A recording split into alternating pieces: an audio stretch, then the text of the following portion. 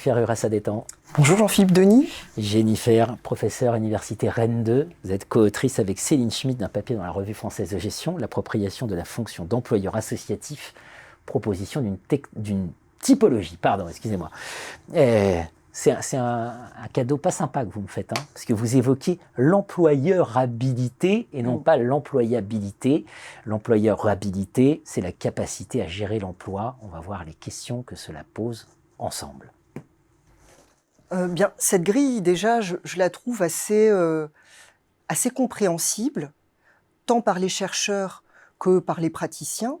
Elle se comprend aisément et je trouve qu'elle s'applique à tout type de contexte. Amaury Grimand, lui, il a développé l'appropriation des outils de gestion. Mais en fait, l'appropriation, elle ne concerne pas que les outils de gestion. Elle peut concerner des domaines plus symboliques, comme par exemple l'appropriation d'une identité, parmi laquelle, c'est celle qui m'intéresse, moi, l'identité d'employeur. Et si plus particulièrement, je m'intéresse au terrain associatif, hein, dans le papier, je m'intéresse aux petites associations, 1 à 5 salariés, et comment finalement les présidents et les présidentes de ces petites associations s'approprient la fonction d'employeur, eh bien, cette grille de l'appropriation reste tout à fait utilisable. Tout à fait utilisable. Alors, on va les citer hein, tout de suite. Il y a l'appropriation rationnelle, l'appropriation dans une perspective sociopolitique, l'appropriation dans une perspective cognitive, c'est-à-dire la connaissance, et l'appropriation dans une perspective symbolique. C'est ça les 4 grandes dimensions. Et c'est très intéressant parce que vos 4 idéotypes, évidemment, vont renvoyer à ces 4 grandes dimensions. C'est ça. Alors pour commencer par le premier idéotype, l'appropriation rationnelle, c'est le fait de comprendre la fonction d'employeur comme étant un ensemble de compétences techniques que l'on possède ou pas.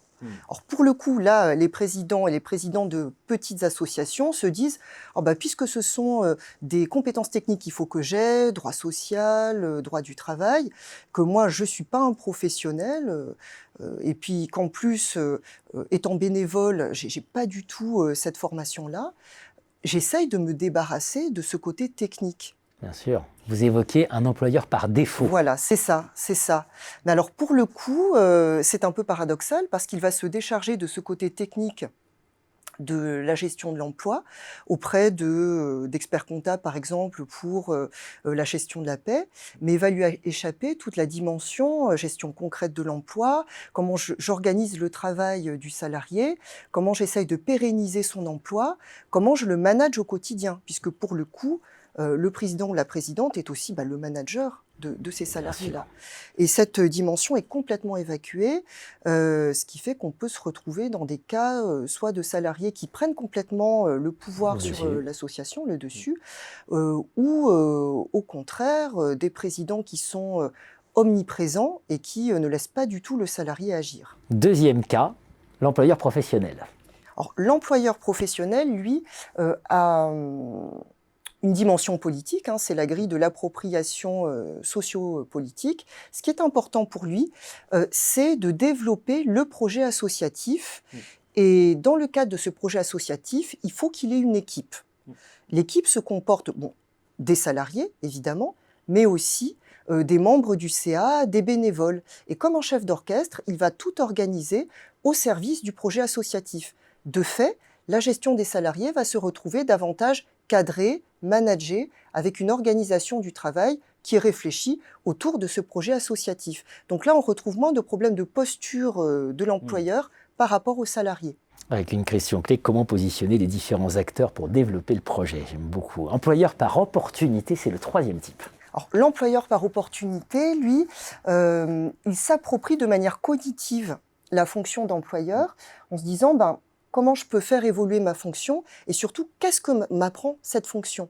Et en fait, ce sont des employeurs par opportunité parce qu'ils prennent la fonction d'employeur comme une situation qui va leur permettre de s'améliorer en tant que professionnels. Et on voit là les liens qui sont entretenus entre le métier qu'ont par ailleurs les présidents et les présidentes de petites associations, et puis le mandat électif qu'ils ont dans le cadre de leur association. Et eux sont plus enclins à se former sur cet aspect employeurabilité avec des formations sur le management, par exemple. Bien sûr, quelle synergie établir entre domaine professionnel et associatif, c'est la question clé. Et le dernier, c'est l'employeur militant, donc celui qui est dans le registre symbolique. C'est ça. Alors, l'employeur militant, lui, considère que la fonction d'employeur est une extension de ce qu'il est en tant que citoyen.